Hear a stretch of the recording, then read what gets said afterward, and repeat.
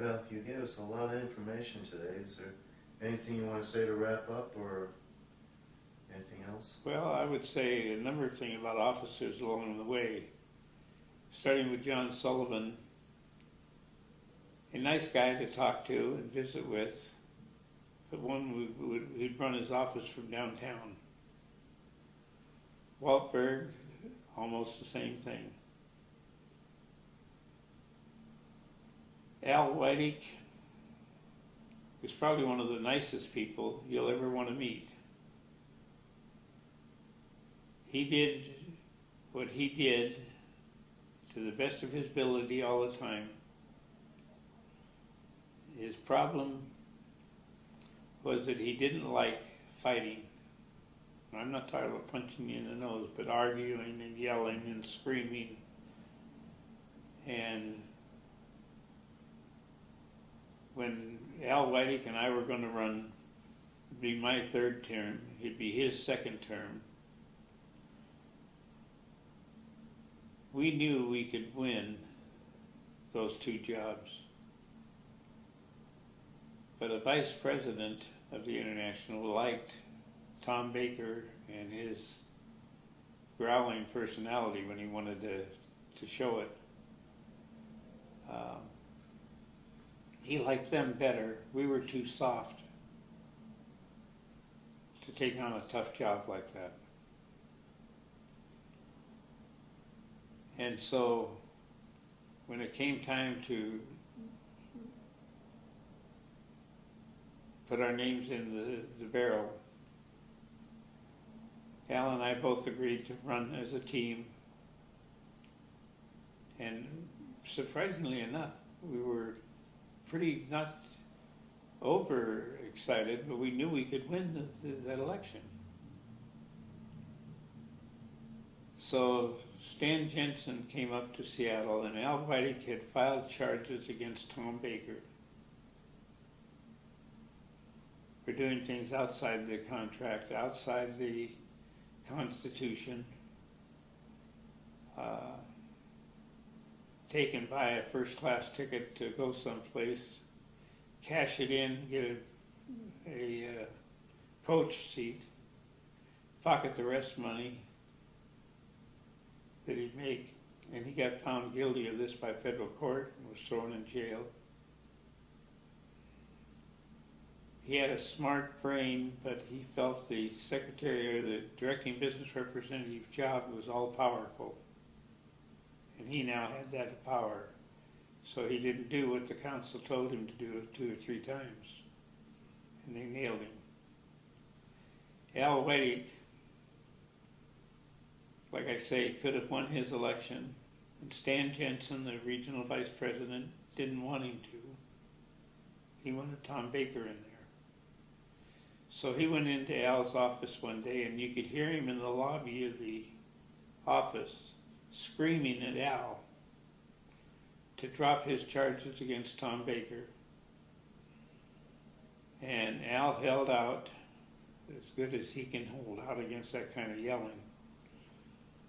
And they agreed, or Al agreed, that he would withdraw his name the day after nominations were timely to run for office.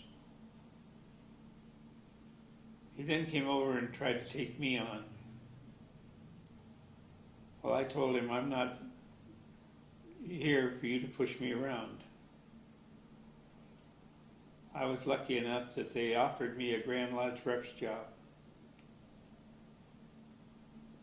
And I accepted it after I accepted an increase from what I was making to then.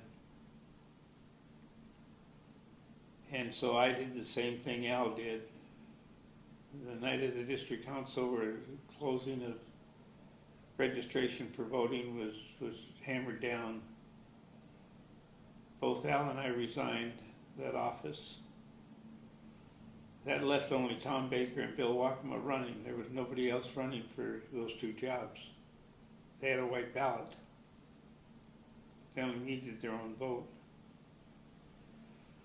And they got it. Al got, along with some protection, the right to have a job as district administrative assistant, and he could have that job until he retired. Tom Baker nor anyone else could have do something to him, out of that. And I was given, as I said, the job of being a Grand Lodge rep. There's another case where I almost say I'm in love with Al Schultz, was the fact that my vice president of the International, from the first day I went on until he retired, was given every type of miserable assignment you could get. I'd take over a local lodge when they were in violation of some constitutional right and fight the membership, and the whole thing is to get it straightened out.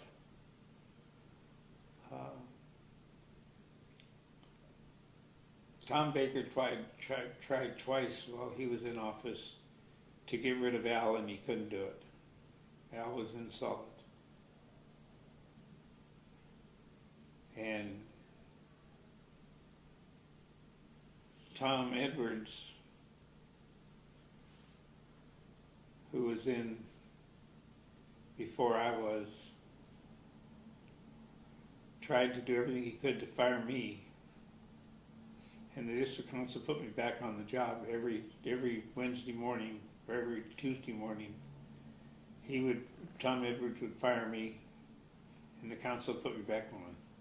Tom Edwards would fire me, and the council turned it on. And I like to think I had that. And Al had the same thing, the ability to work with people and do away with the politics.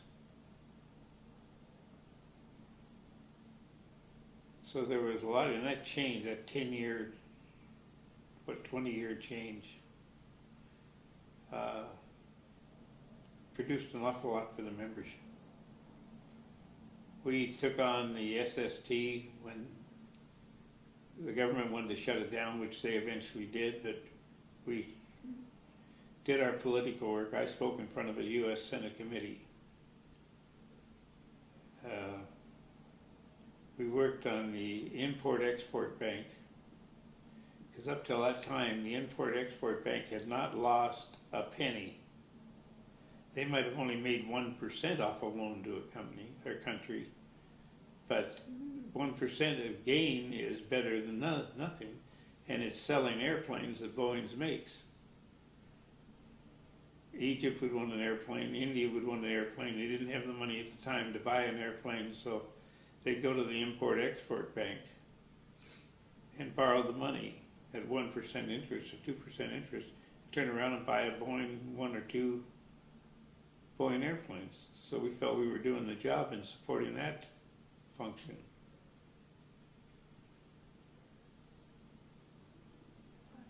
That's it. Well, thank you, Jerry. It's been a good afternoon. Well, Thank you very much for everything you've done.